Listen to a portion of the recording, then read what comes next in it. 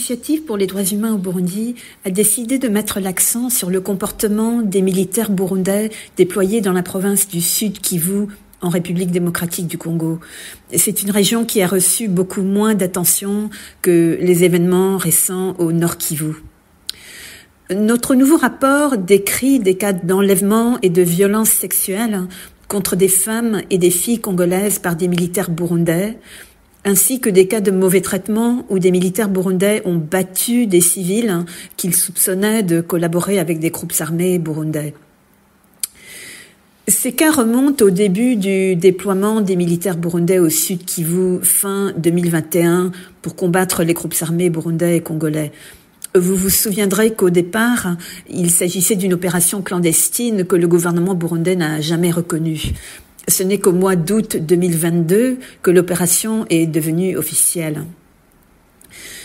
Un mois plus tard, donc en septembre 2022, 2 incidents que nous avons documentés illustrent la brutalité de certains militaires burundais. Dans un village de la forêt d'Itombwe au Sud Kivu, des militaires ont rassemblé 3 femmes et 12 enfants et les ont détenus à leur base pendant 3 jours. L'une de ces femmes a déclaré que des militaires burundais l'ont violée à plusieurs reprises. Dans un autre cas, des militaires burundais ont violé une femme de 27 ans et sa belle-sœur de 16 ans devant les 3 enfants de la femme plus âgée. De tels actes violent le droit international humanitaire et pourraient constituer des crimes de guerre. Ce ne sont pas seulement les militaires burundais qui ont commis de tels actes. Des membres de la Ligue des jeunes du parti au pouvoir, les Imbonerakure, qui ont combattu aux côtés des troupes burundaises pendant la première phase de l'opération, ont eux aussi violé des femmes congolaises. De même, des combattants du groupe armé burundais Red Tabara ont également enlevé et violé des femmes congolaises et ils les ont détenues comme esclaves sexuelles.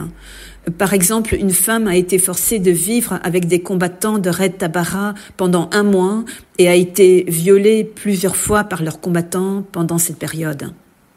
Notre rapport note que certains commandants burundais responsables des troupes burundaises en RDC ont été accusés de graves violations des droits humains au Burundi dans le passé.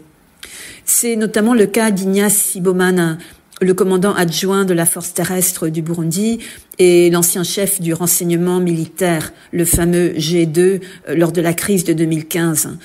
Il avait supervisé des meurtres de présumés opposants au gouvernement au Burundi, dont les corps avaient été jetés dans le lac Tanganyika.